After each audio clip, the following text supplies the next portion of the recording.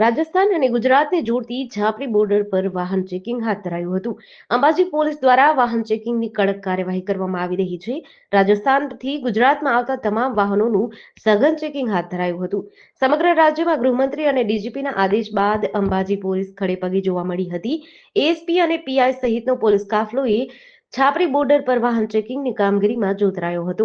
યાત્રાધામ અંબાજીમાં અસામાજિક તત્વો સામે કડક કાર્યવાહી કરવા પોલીસ કટિબદ્ધ છે તેવું એએસપીએ જણાવ્યું હતું. हमारे डीजी सर, आईजी सर और एसपी सर जो हैं उनके आदेश अनुसार और उनके गाइडेंस के तहत हम लोग जो है जितने भी कोई एंटी सोशल एलिमेंट है, जैसे अभी आपने देखा होगा कि 100 कलाक के अंदर हम लोग एक डिस्प्यूट बना रहे हैं और उनके खिलाफ कड़क से कड़क कार्रवाई भी कर रहे हैं। उसी के तहत हम लोग बॉर्डर पे भी स्ट्रिक्ट चेकिंग कर रहे हैं कि कोई भी ऐसे वाहन हैं जो कि अपने अगर उनके पास आरसी सर्टिफिकेट नहीं है या लाइसेंस के बिना ड्राइव कर रहे हैं या हमको सस्पिशियस लग रहे हैं या राजस्थान से कोई भी अगर प्रोहिबिशन का भी माल लेकर इधर लेके आ रहा है तो हम अपनी बॉर्डर्स पे बहुत स्ट्रिक्ट चेकिंग कर रहे हैं ताकि उनको बॉर्डर पे ही रोक दिया जाए। और इसीलिए मेरा आप लोगों के थ्रू लोगों को ये भी कहना है कि प्लीज़ अपने सारे डॉक्यूमेंट साथ में लेके चलें और जब अगर पुलिस चेकिंग कर रही है तो उसको ये ना समझें कि आपको परेशान करने के लिए किया जा रहा है।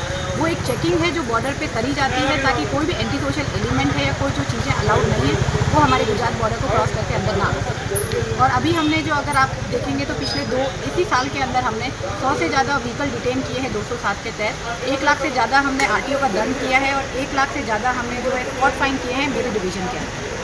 फिलहाल मैडम जो चेकिंग चल रही है अभी तक कुछ हाथ लगा बरामद हुआ है कुछ या किस तरह हाँ, तलाश चलती है? आज तो हमने किया ही है, काफ़ी सारे व्हीकल हमने आज भी डिटेन किए हैं जिसकी डिटेल्स हम लोग सुबह तक आ जाएगी और बाकी जितना अभी पूरी रात में चेकिंग चलती रहेगी तो उसका हम लोग सुबह तक एकदम पूरा करेंगे।